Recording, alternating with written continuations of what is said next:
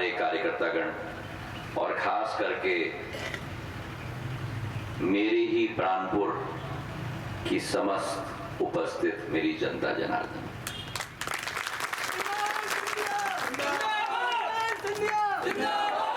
ये प्राणपुर गांव चंदेरी की लाइफलाइन है और इसलिए शायद पूर्व इतिहास में इस गांव का भी नाम प्राण का पुर रखा गया था। प्राण देने वाली गांव है ये, चंदेरी के समीप बसी हुई है। लेकिन जितने चंदेरी में आवागमन होता है, जितना चंदेरी में व्यापार होता है, उतनी ही अहमियत और उतनी ही महत्व मेरा प्राणपुर गांव भी रखता है। अभी जगन्नाथ सिंह जी कह रहे थे 2002 में मैं जब पहली बार आपके समक्ष आया था आपके आशीर्वाद के लिए, मुझे तब भी याद है मेरी चंदेरी ये अतिशयोक्ति नहीं है, शायद पूरे मध्य प्रदेश के सबसे सुंदर शहरों में से मेरा चंदेरी है। मुझे समझ में नहीं आता था जब मेरे पूज्य पिताजी कहते थे कि पूरे ग्वालियर चंबल संभाग के दौरे के बाद अगर उन्हें कहीं भी सबसे ज्यादा सुकून, सबसे ज्यादा शांति और दुर्बल सुंदरता का अनुभव होता था तो वो चंदेरी शहर में उनको अनुभव होता था। और पहले बार जब 2002 में मैंने पुरानी किला कोठी में रात्रि विश्राम किया और हमारे पुराने लोगों ने मुझे बताया कि इस कोने में मेरे पूज्य पिताजी बैठते थे, भोजन करते थे कार्यकर्ता के साथ, इस कोने में चर्चा होती थी और सभी कोनों से कितना सुंदर हमारा चंदेरी शहर दिखता था। तब उस दिन मैं समझ पाया जो मेरे पूज्य पिताजी हम लोगों को ग्वालियर में रात को आके कहते थे। ये चंदेरी शहर की क्षमता अपार है और 17 वर्ष जब आप लोगों ने सौभाग्य मुझे दिया इस क्षेत्र का नेतृत्व करने का, सौभाग्य मुझे दिया इस क्षेत्र के झंडे को प्रजातंत्र के मंदिर में गाड़ के रखने का, तब 17 वर्ष हमने मेहनत मशक्कत के आधार पर चंदेरी की सुंदरता को एक नया प्रखर रूप दिया। जब पहली बार मैं आया, यहाँ बैठे हुए कई बच्चों का जन्म नहीं हुआ था। इसका मतलब नहीं कि मैं बहुत बूढ़ा हूं,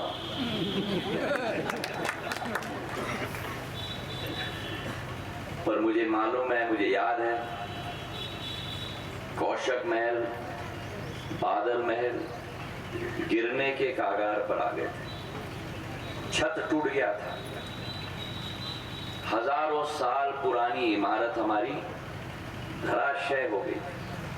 शहजादी का रोजा, ना शहजादी रहा ना रोजा रहा। जमा मस्जिद बुरा हाल,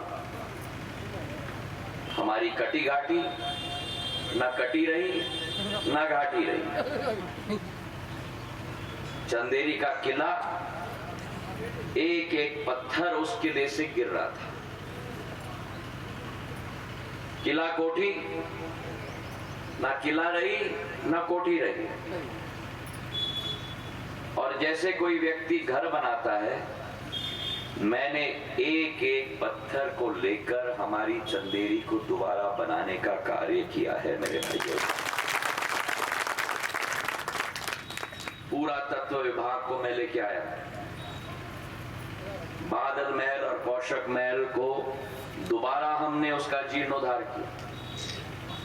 आज कोई भी व्यक्ति चंदेरी में प्रवेश करता है ईसागढ़ डाकोनी से, पहला दृश्य वो सामने देखता है वो चंदेरी की इतिहास और संस्कृति का बादल महल और कौशक महल। शहर के अंदर आओ तो जमा मस्जिद हो, शहजादी का रोजा हो, अंदर घास आप लोग गए होंगे। पूरा तत्व विभाग को मैं धन्यवाद अर्पित करना चाहता हूं। केवल बिल्डिंग का जीर्णोद्धार नहीं किया, उसका घास, क्रिकेट में हम लोग टर्फ विकेट पे क्रिकेट खेलते हैं, मतलब दुआ इतना बारीक होना चाहिए, और उस इमारत का घास ऐसा लग रहा है कि जैसे रोज माली ने आकर अपने प्रेम के साथ उस घास को संवारा है मेरे भाइयों। चंदेरी के किले को, उसका जीर्णोद्धार हुआ। अब जो किला वहां है ऐसा दिखता है जैसे पुराने जमाने में चंदेरी का किला दिखता था। सही है कि नहीं, बताओ मुझे। और फिर उसका मैंने विद्युतीकरण कर दिया। अब पिछोर के सड़क से आप आते हो, 40 किलोमीटर दूर से कोहिनूर हीरे की तरह मेरा चंदेरी किला चमकता है मेरे भाइयों।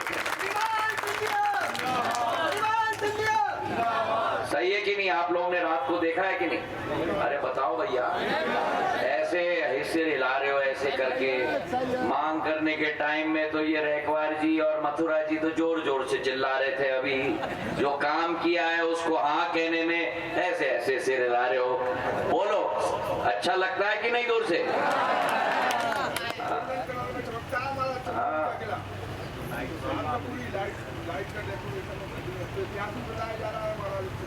तो आपकी बेटी भी 7 तारीख को चमकनी चाहिए किले की तरह। चमकेगी? अरे यहाँ से मत बोलो भैया, वहां से बोलो। चमकेगी कि नहीं? अभी भी थोड़ा है चमकेगी, ऐसा चल रहा है। बोलो चमकेगी कि नहीं? कैसे चमके, कितनी चमकेगी? किला कोठी धराशय हो गया। मुझे मुंबई से एक्सपर्ट्स को बुलाना पड़ा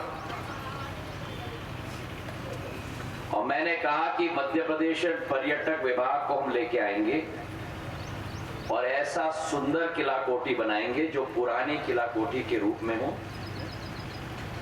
बाहर से प्राचीन, अंदर से आधुनिक। और अंदर के कमरे भी अगर आपने देखे होंगे तो मैंने एक नियम बनाया था कि सारे पर्दे, सारे टेबल लैंप के कवर, सारे के सारे मेरे चंदेरी के बुनकरों के कपड़े के आधार पर लगे और सुंदर किला कोठी बन गई। आप में से कई लोगों को मालूम भी नहीं होगा, पर महान संगीतकार बैजू बावरा जी की समाधि भी चंदेरी के किले पे। अब अगर आप लोगों का आशीर्वाद होगा तो 4 जून के बाद जो संगीत महोत्सव चंदेरी में हर साल आयोजित होता है उसे हम लोग राष्ट्र रूप देंगे मेरे भाइयों।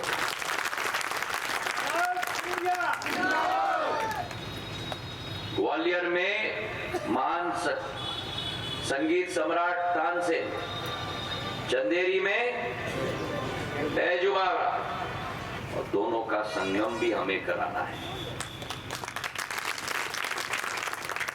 तो जहां इतिहास संस्कृति को पूर्ण जीवित किया है, क्योंकि आज अगर चंदेरी का पोटेंशियल है तो वो हमारे पर्यटन के आधार पर है।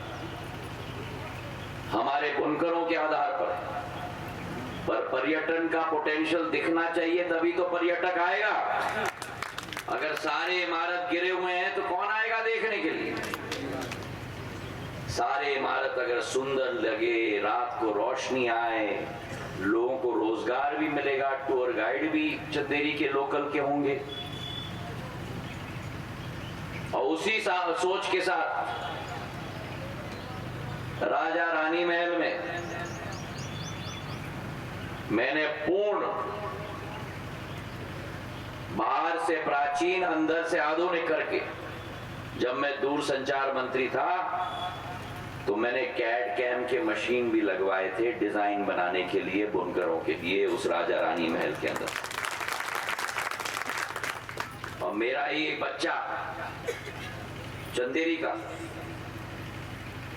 जब देश में कॉमनवेल्थ गेम्स हुआ था 2010 में, प्रतियोगिता हुई थी पट्टे बनाने की, मेरे एक ही बच्चे, चंदेरी के बच्चे ने मेरे वही कंप्यूटर कैड कैम मशीन पर पट्टे का डिजाइन बनाकर उस प्रतियोगिता को राष्ट्र स्तर पर जीता था, जिसके आधार पर कॉमनवेल्थ गेम्स के जितने भी खिलाड़ी देश में आए थे, सभी के ऊपर चंदेरी के पट्टे लगे थे मेरे भाई और बहनों। तो अगर खिलाड़ी 60 देश से आए हैं तो 60 देशों में मेरा चंदेरी का पट्टा का नाम बन गया।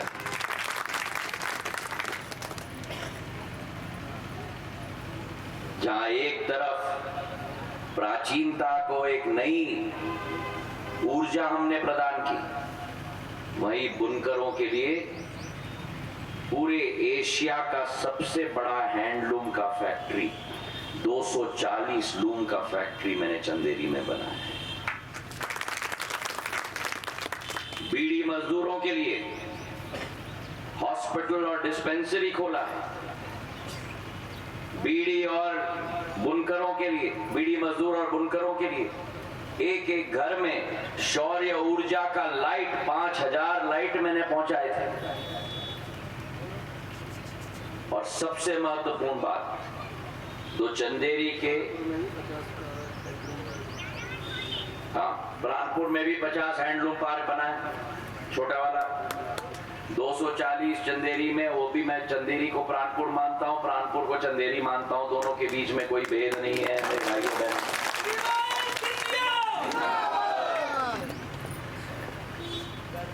और अभी आचार संहिता होने के पहले प्राणपुर में इतना सुंदर क्राफ्ट घर हम लोग ने खोले, पूरी कॉलोनी खोल दिया, और नया होटल और रेस्टोरेंट भी प्राणपुर में खोल दिया मेरे भाई और बहनों। तो अगर पर्यटक उधर से आ रहा है तो बादल महल, कौशक महल, अगर पर्यटक झांसी से आ रहा है, पिछोर से आ रहा है, तो हमारा रेस्टोरेंट और क्राफ्ट, हमारा सेंटर पूरे प्राणपुर गांव के अंदर। और सबसे बड़ी किल्लत जो थी, त्राही त्राही मची थी 2008-2010 में। चंदेरी की जनता एक ही गुहार मुझसे कर रही थी कि जिंदगी भर हम आपसे कुछ नहीं मांगेंगे, लेकिन पानी की योजना चंदेरी के लिए आपको राजघाट से लाना ही होगा। और सभी लोगों ने कहा कि यह असंभव कार्य है, राजघाट का आधा भाग तो यूपी का है, केवल आधे भाग पर एमपी का हक है। और उसी समय मैंने कहा था कि संभव कार्य हो तो मेरे पास मत लाना, असंभव कार्य है तो मेरे पास लेके आना। मेरे जितने भी आलोचक थे उन सब की भी बोलती बंद हो गई, क्योंकि जब चंदेरी को मैं राजघाट से पानी लेके आया, पूरी चंदेरी में लाइन लगती थी। बाल्टी लेके मेरी महिलाएं खड़ी होती थी, 3-3 घंटे के बाद बारी आती थी। लाल क्या, ब्राउन रंग का पानी आता था, ब्राउन रंग का पानी आता था। जंगल के पानी भी इतना साफ होता है, यहां तो ब्राउन रंग का पानी आता था। और आज चंदेरी को राजघाट से मैंने पानी दिलवाई 50 करोड़ रुपए की योजना के आधार पर। आज चंदेरी शहर की जनता को कोई कठिनाई नहीं है पानी की, मेरे भाइयों।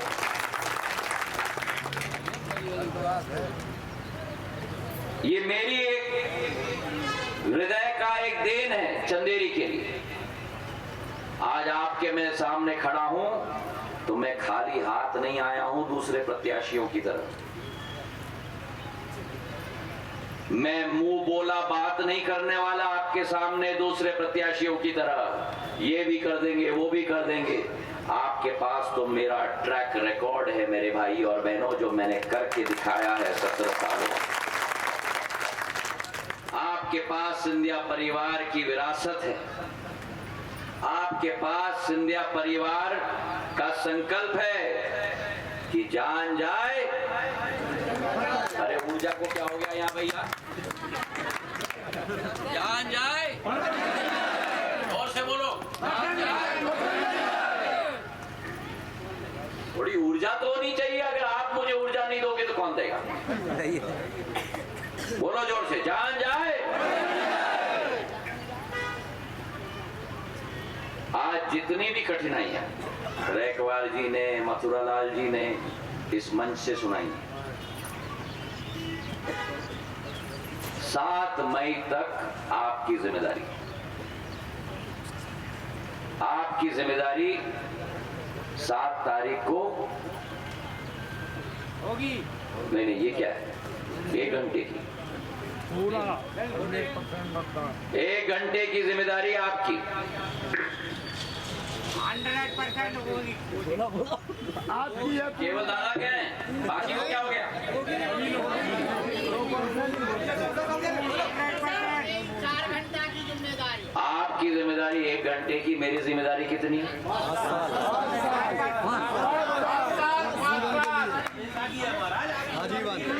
गलत। आपकी जिम्मेदारी 1 घंटे की, मेरी जिम्मेदारी संपूर्ण जिंदगी की।